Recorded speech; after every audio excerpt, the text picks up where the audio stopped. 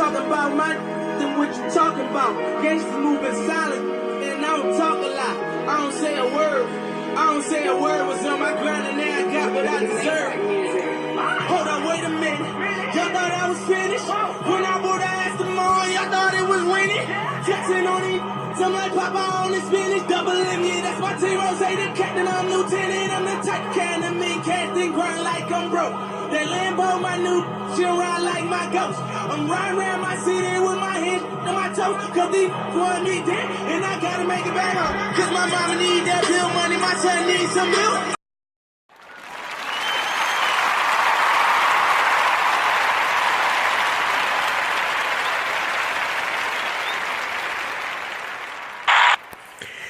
That was the Eagles opener as they entered into the Vikings Stadium, U.S. Bank Stadium in Minnesota to win Super Bowl 52. Yes, I said win.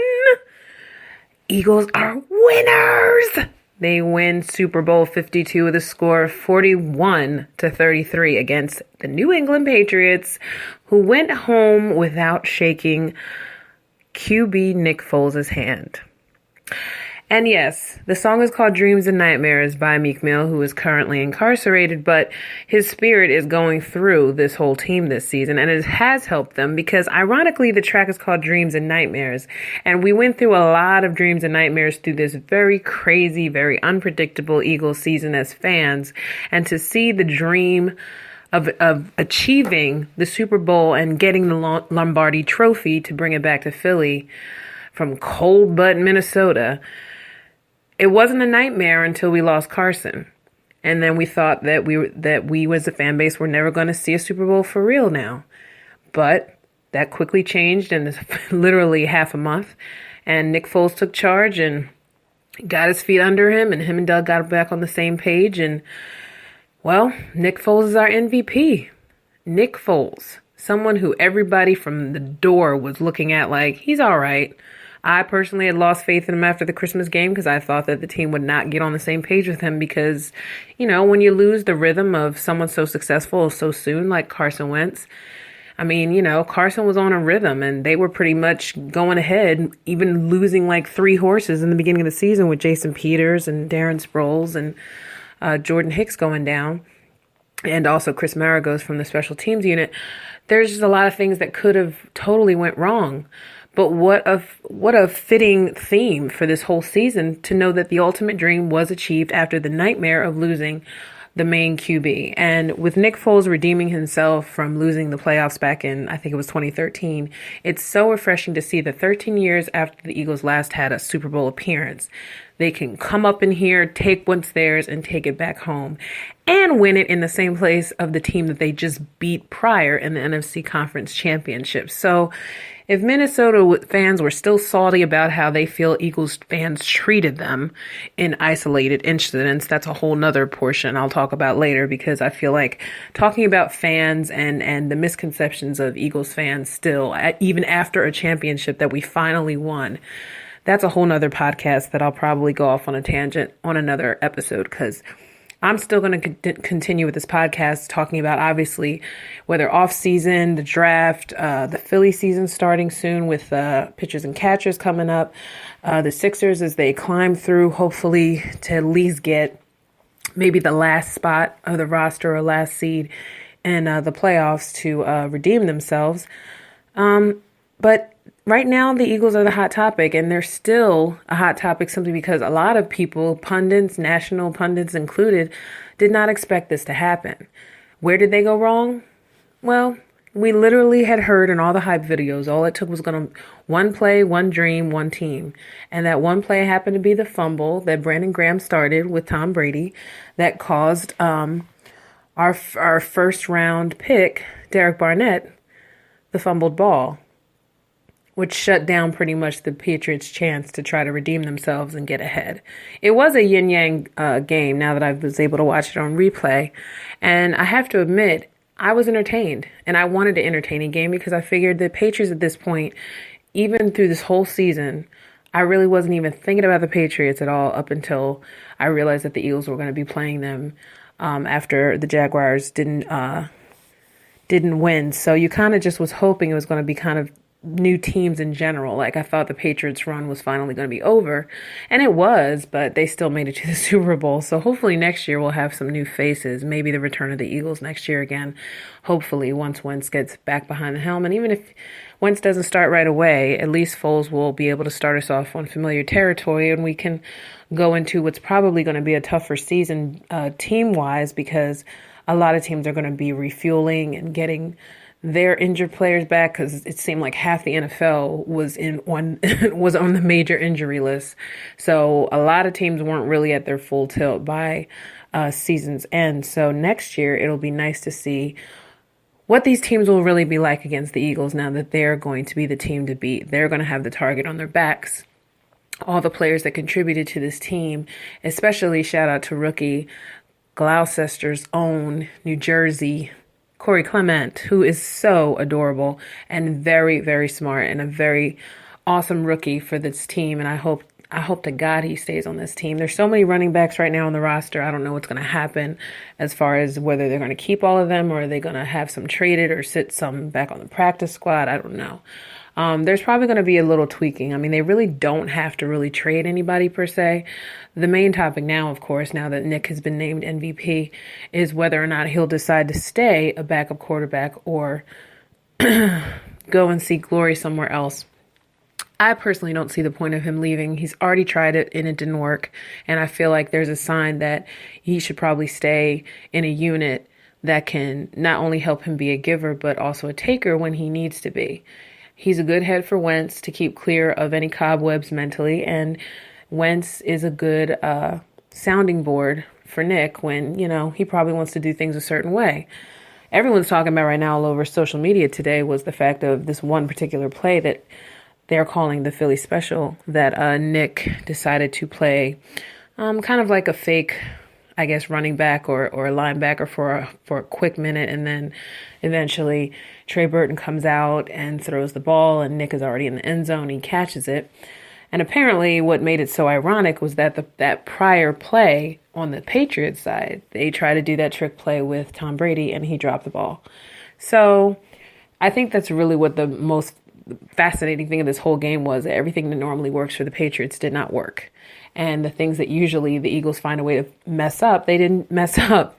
And that's what pretty much this whole season has been. You weren't used to having such a great team gel so quickly, especially with the additions of Ajayi and who else did they get later in the year? Ajayi and just the additions in general of Alshon and Blunt. But the fact that and Blunt himself being a newsmaker because he was just on this team, just got his ring last year against Atlanta, and now here he is on the Eagles getting another ring with another team. So it's amazing just the little stories that are going on. But no matter how many little stories have developed amongst all these players, they still remain to be a team. And so now I pray that this core stays the same for at least another year or two, just to get them reassured that they don't suffer the Super Bowl hangover that usually happens after a big win. Usually most teams don't come back. But the Patriots are starting to show tarnish in their armor and cracks in their shields. So now anybody is liable to take that spot. Now that the Eagles have won, to me, I think anybody's game.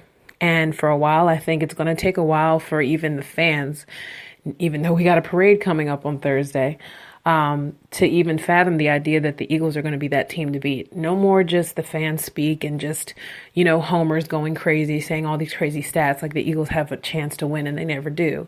It's happened. So yes, emotionally, it's you're in shock. You don't know what it feels like to be a winner, at least nationally, because we always as fans thought we were winners. We just never could get behind it because the Eagles somehow always managed to drop the ball. So this time they didn't.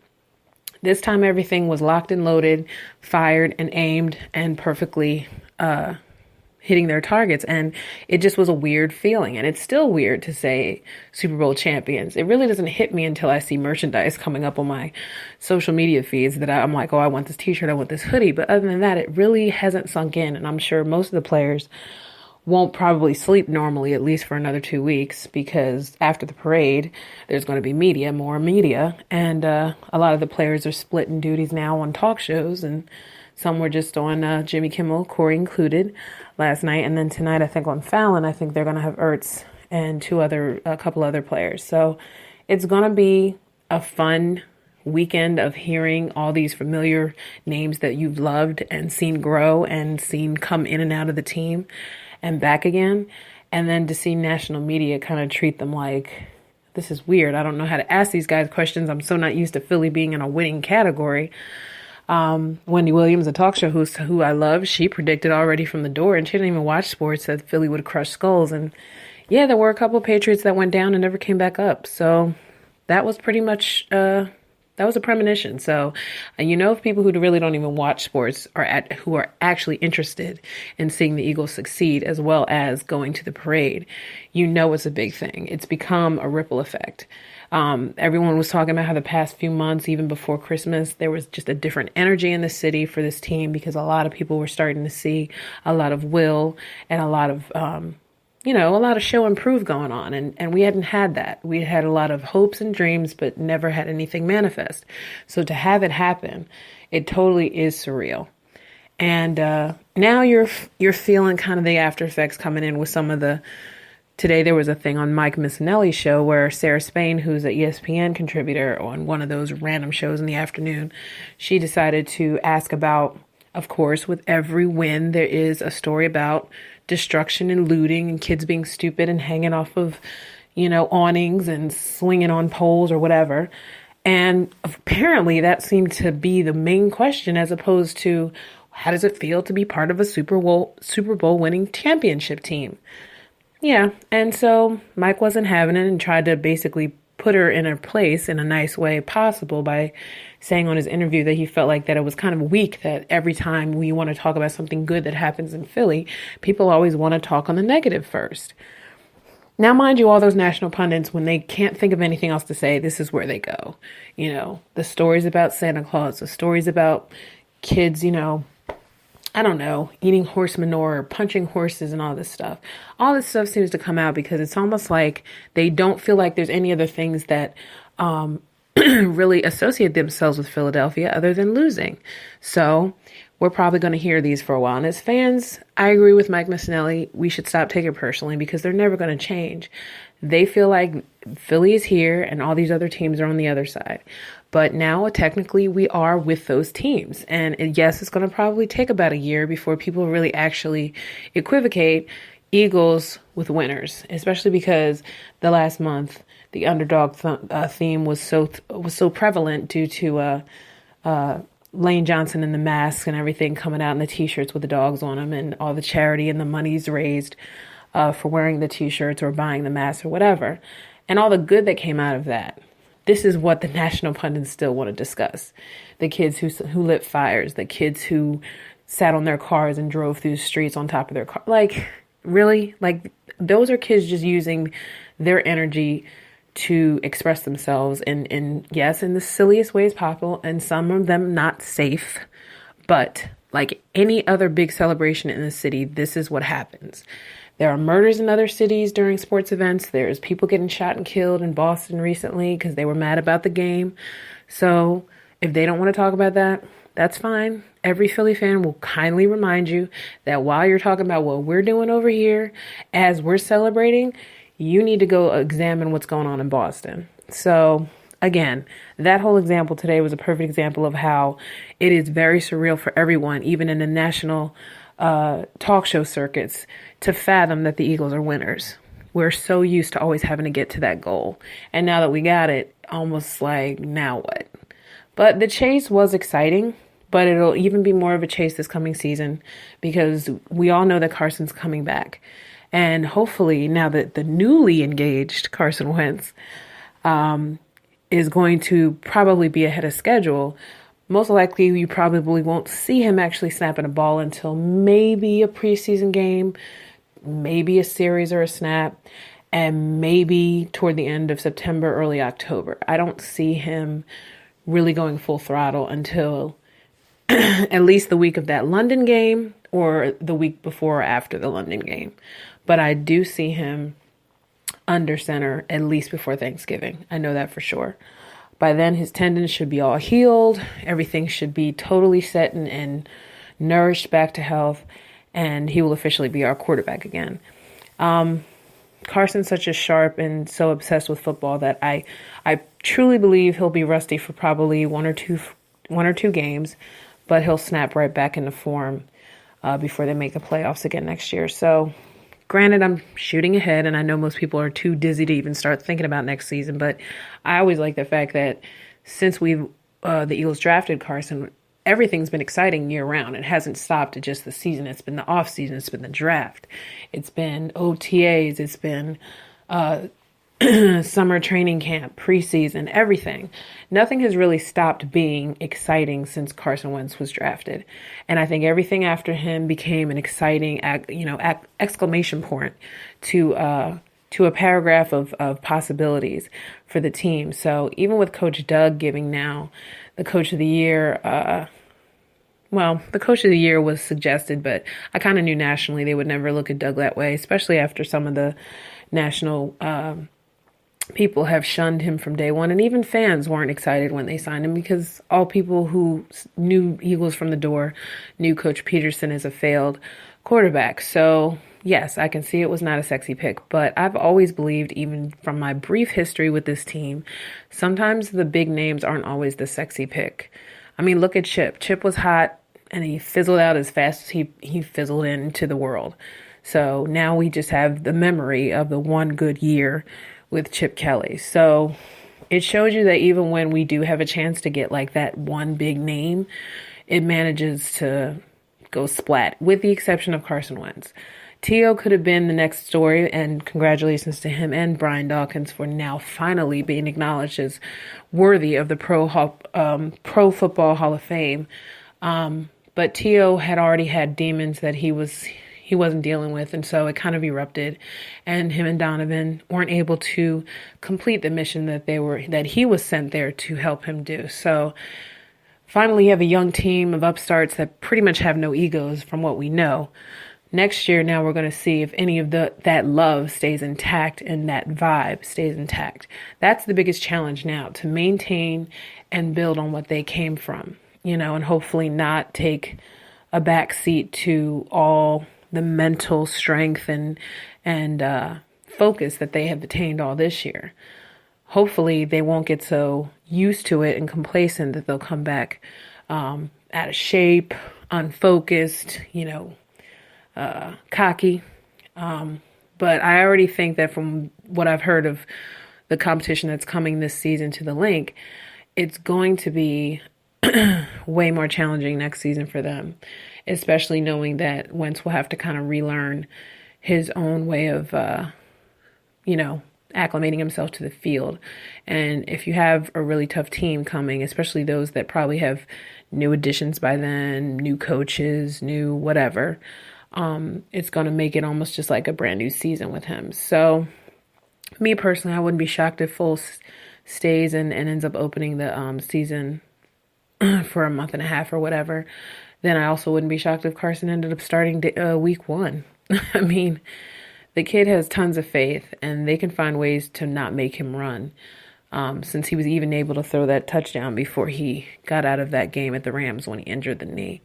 So if he just ends up passing the ball and only throwing a little bit for a while, that's probably the best thing for him, just to keep him safe. But like I said, I mean, as soon as I knew I was going to do this broadcast, I said to myself, this is going to be so much more exciting even to talk about even after this parade and Super Bowl, because now there's so many more questions you're going to have as a fan. Like, so what are they going to do about this? And are they going to stay together? And, what coach is leaving and going to join another team? Because, there's at least one or two of the coaches have been possibilities for head coaching jobs.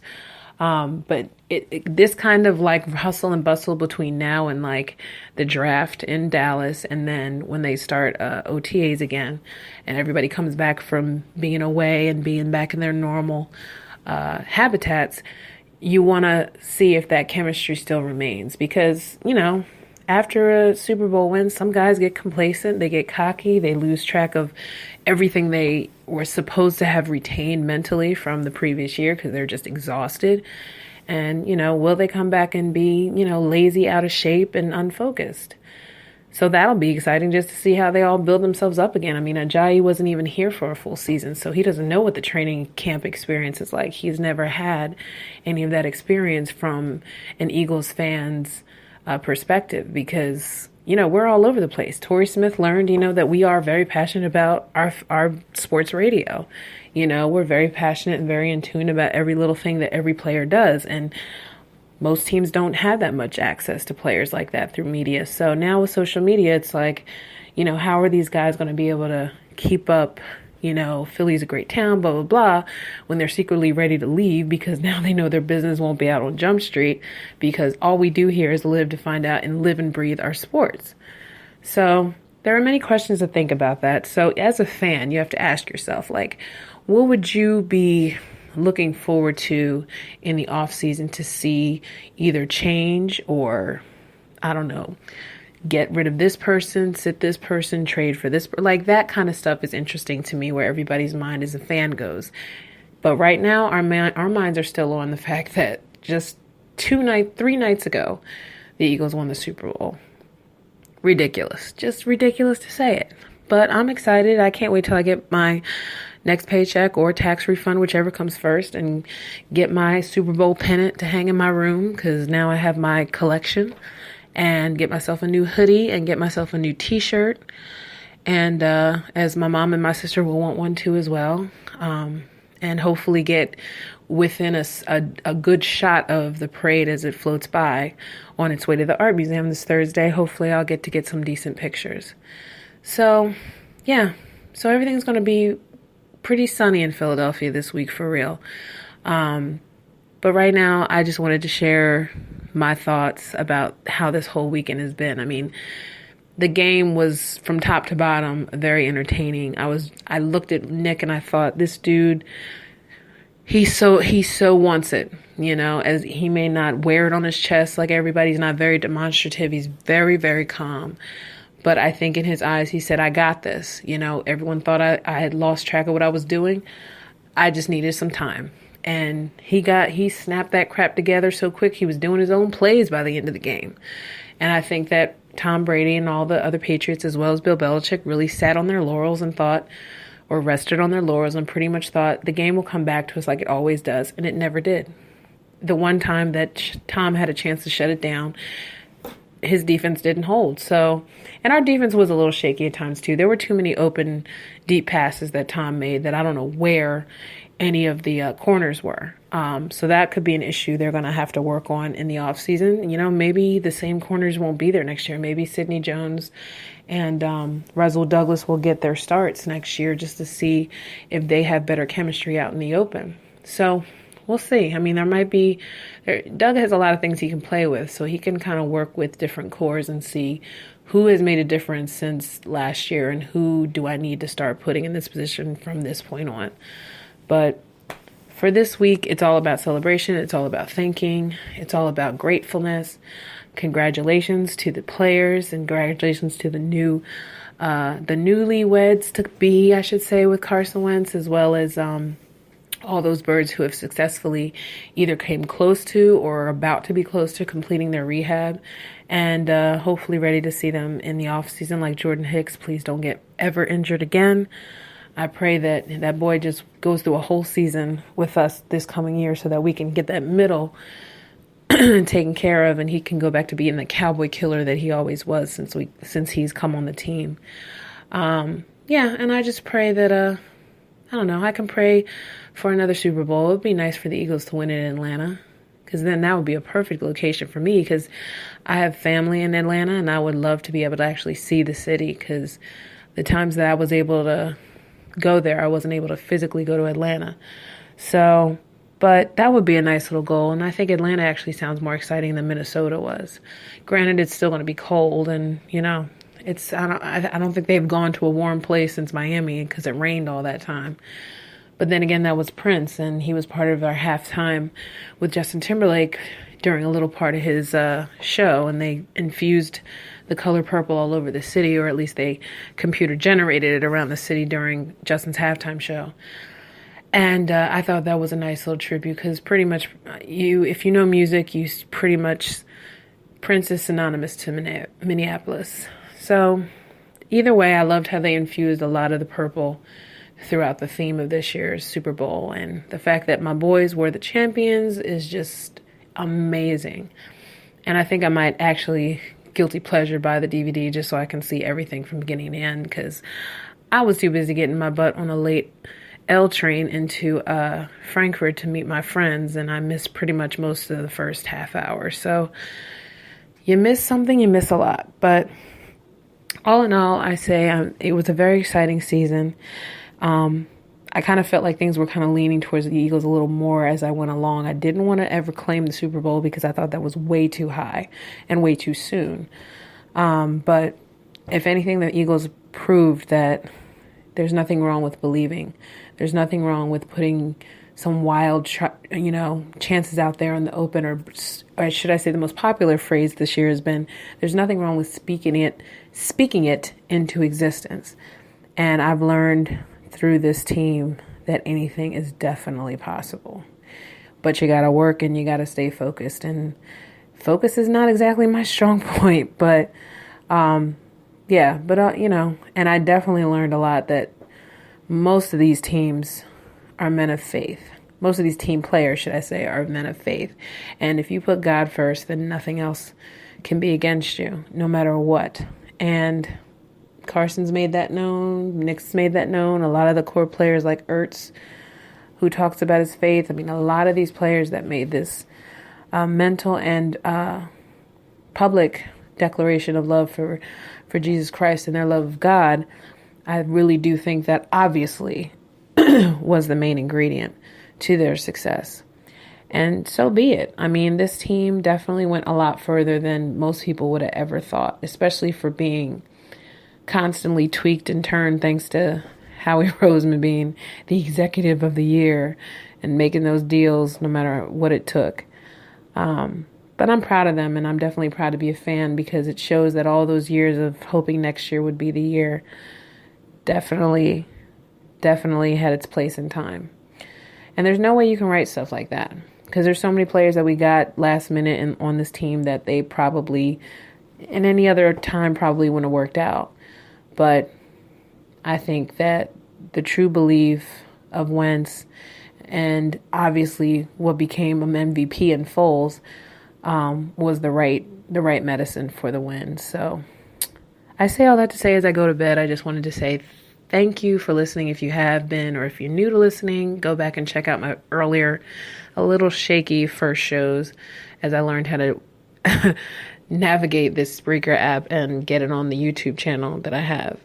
Hopefully in the future, I'll be able to really, really record a real show and maybe even have like a real nice setup for a reasonable price, that is, because this is free. So when it's free, it's for me.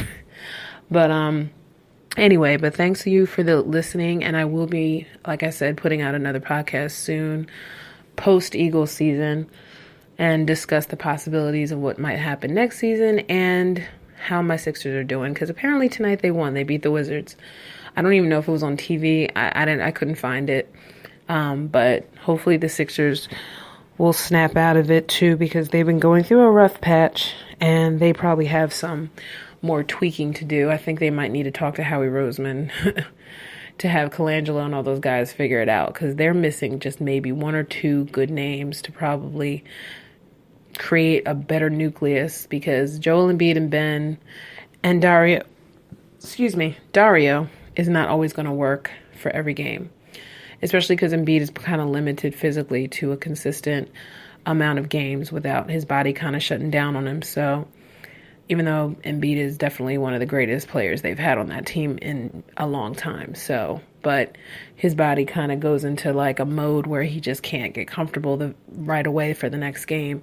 Although now I think they said he's consistently been playing back to back. So we'll see how that goes. Ben still needs to work on his perimeter shots, but I think he's getting more confident in his foul shot. And JJ, being the vet that he is, hopefully he'll stay for another, I forget his contract is 2 years or 1 year, but I think it's 2 years. But either way, JJ Redick will definitely help in that open 3-point shooting. And they just need guys that are a true point guard, because I don't think Bayless is going to come back. next year, and I think there's a lot of players on the bench that they don't really need. I think Justin Anderson should start next season. I think he's good role player, but I don't think he always delivers consistently either. But he's also coming off an injury. Basketball is long, but then again, it's not, because once you see how they play through most of the teams that they end up playing again later on, you kind of just see how the team flows. And they have times where their fourth quarter, they have no legs. They have times where the fourth quarter is their best friend. And then there are times where Ben just goes off, Embiid just goes off, Dario sees every little three-point shot and hits it. And there are some days where it seems like nobody knows where they're supposed to be. So, hit or miss, the Sixers are going to have a little roller coaster swing into their next season. But I think I'd say by 2020, I think that Sixers team is going to be up there with the Eagles soon. There's going to be a lot of championships rolling through this city in the next couple of years. But I'm at my time limit, so I just wanted to say thank you once again. This is AJ Suburban Princess. I'm sure you knew that. I forgot to intro myself in the beginning, but whatever. I'm tired. I wanted to get this out. And celebrate and dance with us on Thursday, even if you're around. I don't know how long I'm going to last, depending on how thick it is by 11 or 12. But enjoy the parade, all those who are going. EAGLES Eagles. Bird Gang for life. Peace out, y'all. It was a great season. Super Bowl champs. Good night.